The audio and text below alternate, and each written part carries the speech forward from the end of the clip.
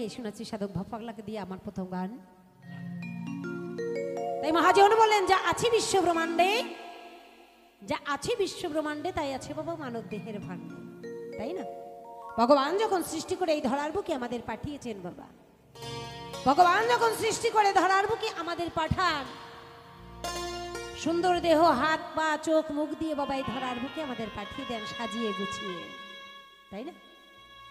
এই দেহের মাঝে নদী আছে, নৌকা আছে, মাঝি আছে। সেই নৌকায় একজন মাঝি বৈঠা ধরে বাবা বসে রয়েছে, তাই না? কিন্তু শুধু বৈঠা ধরে বসে থাকলে তো বাবা চলবে না, বৈঠা ধরা জানতে হবে। এই মানব জনম দুর্লভ জনম পেয়ে আমরা মনে মনে ভাবি বাবা আজকে মাছ দরিয়ায় আমরা নাও বাইতে যাব, মানে নৌকা চালাতে যাব, কিন্তু বৈঠা ধরা যদি না জানা যায় বাবা, তাহলে তো মাছ দরিয়ায় অকাল তলে তলিয়ে বাবা অকালে মারা যেতে হয়। তাহলে যদি বৈঠা ধরা জানতে হয়, শিখতে হয়, বুঝতে হয়, তাহলে কি করতে হবে? আপনার মতো আমার মতো একটা সঠিক মানুষ, গুরুর প্রয়োজন হয়। গুরুর কাছ থেকে জানতে হবে কেমন করে বৈঠা ধরতে হবে, তাই না? এই যে আমার ভাই এই যে তবলা বাজাচ্ছে, তাই না ভাই? হ্যাঁ, করণ ভাই তবলা বাজাচ্ছে, নিশ্চয়ই একজন গুরু ধরে বাবা তবলা বাজনা শিখেছে, তবেই বাজাতে পারছে, তা না হলে বাবা পারতো না। তদ্রূপ একটা সঠিক গুরুর কাছে যেতে হবে, বইটা ধরা শিখতে হবে, জানতে হবে, বুঝতে হবে, তারপরেই বাবা নদীতে তরি ভাসাতে হবে। আর না জেনে যদি তরি ভাসায় বাবা, তাহলে তো অতল তলে তলিয়ে অকালে হাবুডুবু খেয়ে আমরা মারা যায়। একবার রাধা কৃষ্ণ প্রেমানন্দে হরিবল হরিবল হরিবল। তাই তো সাধক ভব পাগলা সুন্দরভাবে গানের ভাষায় কলম দিলেন, হে দয়াময়, এই মানব জনম দুর্লভ জনম পেয়ে ধরার বুকে এসেছি, না জানি তোমারও ভজন সাধন, কোন সাধনাই তোমায় পাওয়া যায়, কেমন করে ডাকলে তোমায় পাওয়া যায় সেটা আমার জানা নাই।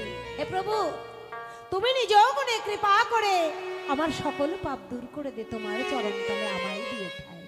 তাই তো সেখানে দাঁড়িয়ে সাধক ভাপালা কি বললেন গানের ভাষায় গিয়ে শোনাচ্ছি সেই গান।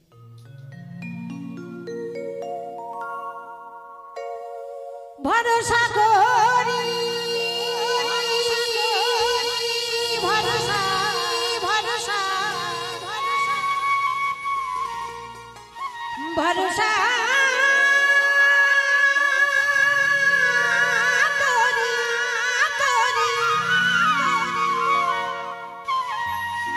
ভরসা করি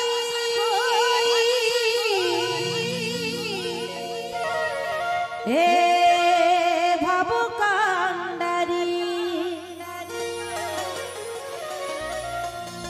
হালটা ছাড়িয়া তারে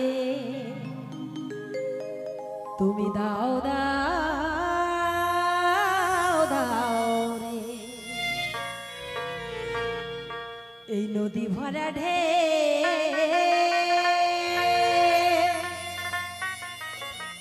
বোঝে না তোকে,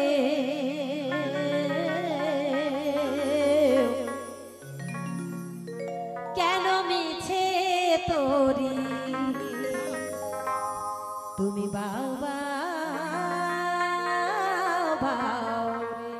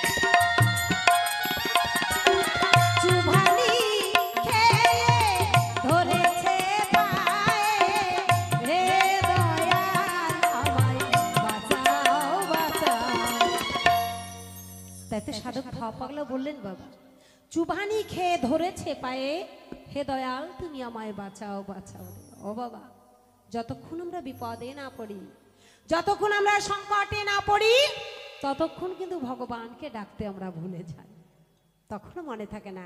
যখন আমরা মাতৃগর্ভে থাকি বাবা, এই যে অন্ধকার কারাগার, এই কারাগারে থেকে দয়াল দীনবন্ধুকে দুই বাহু তুলে বলে, হে দয়াল এই নরক যন্ত্রণা আর সইতে পারি না প্রভু, এই কারাগারের যন্ত্রণা আর সইতে পারি না, আমায় তুমি ধরাই পাঠাও দয়াল, এই কারাগার হইতে তুমি আমায় মুক্তি দিয়ে আমায় তুমি ধরাই পাঠাও। আমি তোমায় কথা দিলাম প্রভু, ধরার বুকে গিয়ে আমি তোমার নাম গুণগান করব। ও মা, আমরা এমনও কথা দিই, হে দয়াল যখন তুমি আমাকে ধরার বুকে পাঠাবে, আমার এমন সুন্দর দুটো নয়ন দিও প্রভু, যে নয়ন দিয়ে আমি তোমার রূপ দর্শন করতে পারি। আমার এমন সুন্দর দুটো হাত দিও প্রভু, যে হাত দিয়ে আমি তোমার চরণে পুষ্পাঞ্জলি দিতে পারি। আমার এমন সুন্দর দুটো পা দিবে দয়াময়, আমি যেন পায়ে হেঁটে সাধু সঙ্গ করতে যেতে পারি, আমি সৎ সঙ্গ করতে যেতে পারি। ভগবান কি করলেন? এই মানবের কথা রাখতে হবে, সুন্দর দেহ দিলেন, চোখ মুখ হাত দিয়ে সুন্দরভাবে সাজিয়ে গুছিয়ে ধরার বুকে পাঠালেন। যখন এই ধরার বুকে চলে আসলাম, আসবার পর ভগবানকে যে বাক্য আমরা দিয়ে আসি মাতৃজঠরে থেকে, সে বাক্য আমরা সকলেই বাবা ভুলে যাই। কেন ভুলে যাই? তখন সংসার জালে জড়িয়ে যায়, সংসার মায়ায় বাধা পড়ে যায়, তখন আমার আমার করে মরি, আমার বাড়ি আমার গাড়ি আমার টাকা আমার পয়সা আমার ধন সম্পত্তি আমার সন্তান আমার স্বামী, তখন তার কথা আরও মনে থাকে না।